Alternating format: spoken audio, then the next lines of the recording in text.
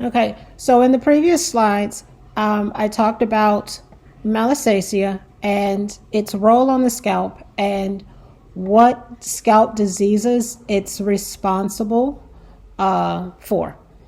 And in this next part, I'm going to talk about the effects of shampooing and how that can impact, or non-shampooing, how that can impact the growth of this fungus.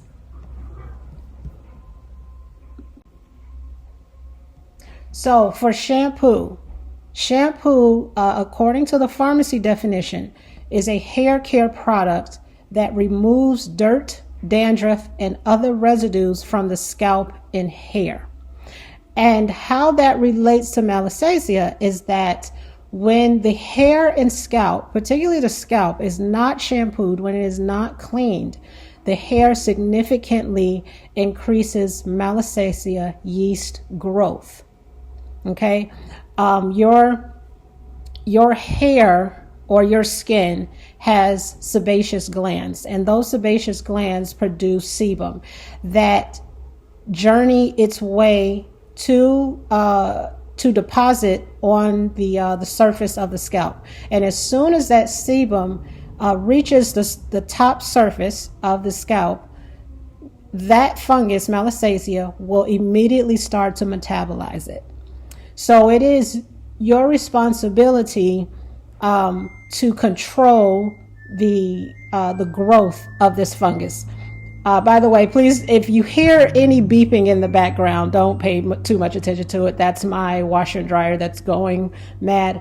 But anywho, if the purpose of shampoo is to cleanse the skin and to control a product to control the growth of, or limit the growth of microbes that are growing on your skin. Okay, so there was a study that assessed the impact of shampoo wash frequency. So shampoo wash frequency is like how often does someone wash their hair, and based on how often they wash their hair, what's the impact on their scalp and hair conditions. This research was supported and performed by Procter & Gamble in Singapore and Ohio. It was also performed and supported by the Department of Dermatology and Cutaneous Surgery at the University of Miami in Miami, Florida, and the Department of Dermatology at University of Minnesota in Minneapolis, Minnesota. Here is the reference for this research article in case anyone wants to source it themselves to read through the document. And down here is the PMCID, that's the PubMed ID that's attached to this article, or that references this article, sorry. Okay, so what did they find in the study? The objective of the study was to combine epidemiological and treatment data with objective and subjective data to determine how frequently should the scalp and hair be cleansed. And the reason why this was even brought up is because there's been, in the past decade, there's been a huge discussion about is it important to shampoo the hair? Everyone of every different hair type, from straight, wavy, and curly or kinky hair, has been questioning, is shampoo important? How often should you shampoo it? And some people are on one side where they say shampoo is absolutely hideous for the hair and skin. They're not going to wash it.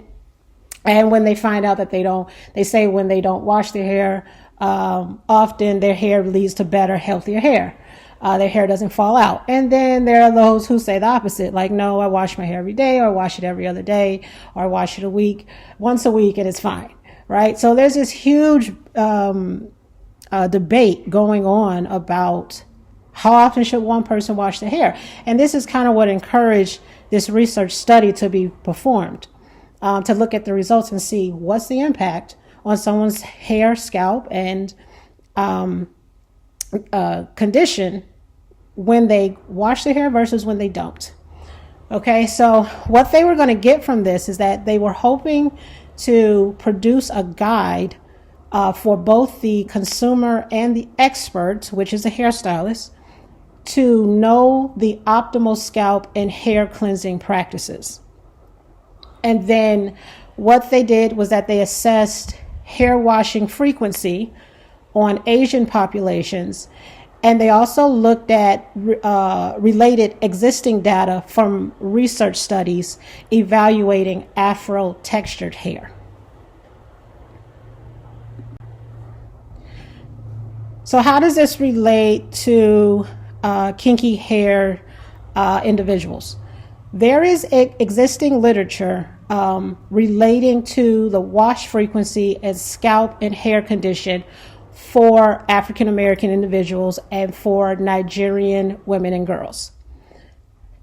They reference epidemiological work studying the impact on the scalp condition in relation to wash frequency for Caucasian, Chinese, and African American individuals. They also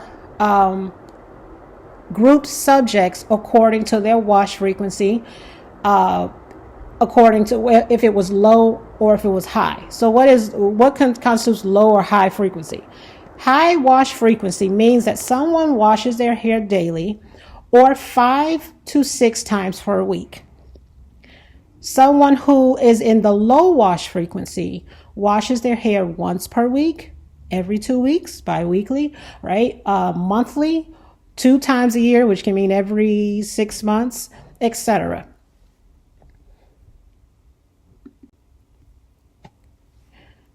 The individuals categorized in the low wash frequency showed the following results. Those who did not wash their hair often, remember, those who washed their hair once a week or less showed a higher prevalence of scalp issues, i.e. dandruff, or even dermatitis, or the one of the other two scalp conditions that I had mentioned before. The other thing they showed was that they had experienced a lot of scalp itching, redness, and flakes had dramatically increased. It increased 2 to 3 times. Malassezia levels or yeast growth increased 2 to 3 times for those who wash their hair infrequently. The itch severity increased significantly during the 72 hours after shampooing the hair, and they experienced scalp sensitivity, as we would call it tenderhead or tenderheadedness, right? But it's considered scalp sensitivity.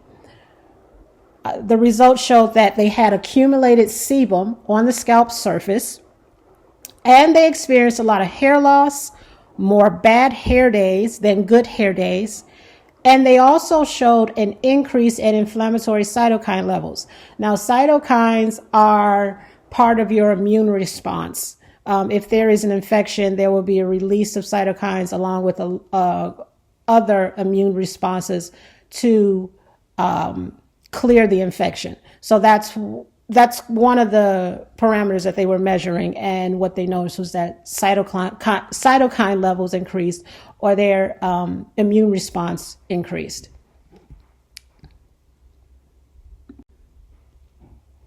Now, how this relates to African American individuals and Nigerian women and girls, it's common within these two cultures or subgroups is that detrimental effects on the hair was observed from not washing often. And this was observed when they specifically evaluated African American hair. So what were those detrimental effects, right? Because they determined that African Americans have a low hair washing frequency habit. It's very common for us to wash our hair once a week, every 2 weeks, once a month, right? They noticed that it was a higher rate of all the side effects that are observed with low washing frequency, and included a higher prevalence of seborrheic dermatitis. greater hair fragility, decreased hair growth rate. So basically the hair is not growing as fast as it should be.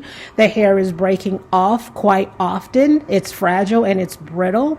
And it impacted the quality of hair emerging from the scalp.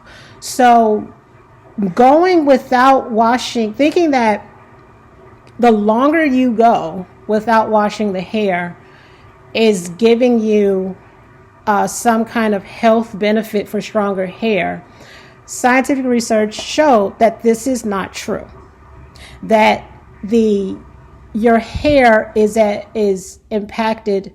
There's detrimental effects on the hair. And this is a very negative thing to happen for your hair, because your hair is not being washed. It is much more fragile. It's really not going to grow as fast, and it's going to lower the quality of the hair emerging from the scalp. And there are a bunch of studies that some more studies I'm going to go through that's going to explain a little bit further about these 3 points that are highlighted in red. Okay, so within this study, the method was to increase the hair washing frequency, right, for the individuals who showed low washing frequency, and to evaluate the effects of individuals who are categorized already in the high wash frequency.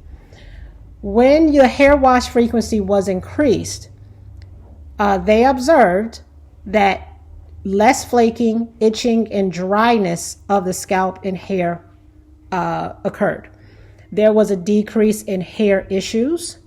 The hair became softer, and they retained hair, which means that they were not losing hair by increasing their hair washing frequency.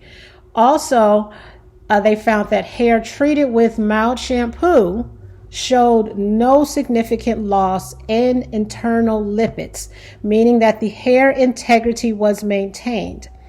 And I want to highlight that because there's been a discussion about high growth fatigue, that if your hair it comes in contact with a lot of water, that the integrity of your hair will be lost and therefore your hair will break off.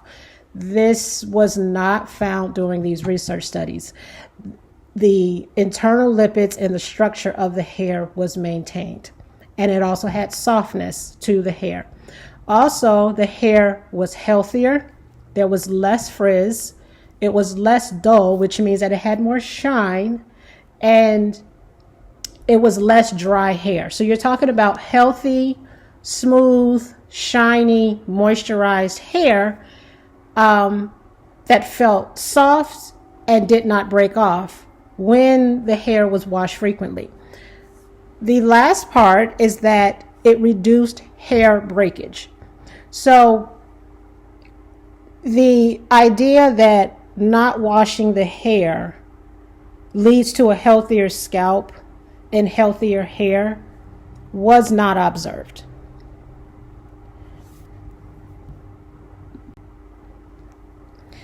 So in conclusion, in relation to kinky, curly, textured hair, okay, for individuals who increase their hair washing frequency, no hair complaints were observed with Nigerian women who participated in this study or participated in related studies that increased the hair washing frequency.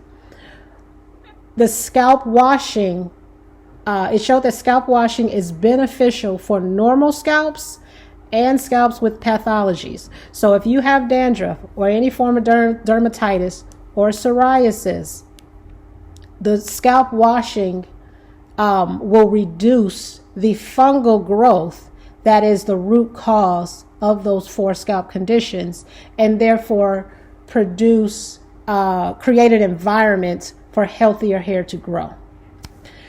And lastly, it was determined that hair and scalp condition was achieved when washing 5 to 6 times per week.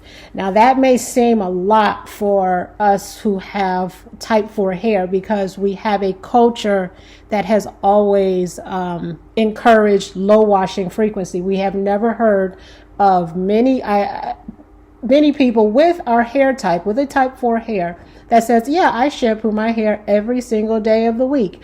Most people won't do that. And if you told someone that, they would most likely discourage you from washing your hair those many times, because they would say, well, it would break off your hair, and it would go through all the things that the study did not find, right? So the conclusion was that washing one's hair often is not detrimental in any way, and it's actually quite beneficial to cleanse the hair and scalp.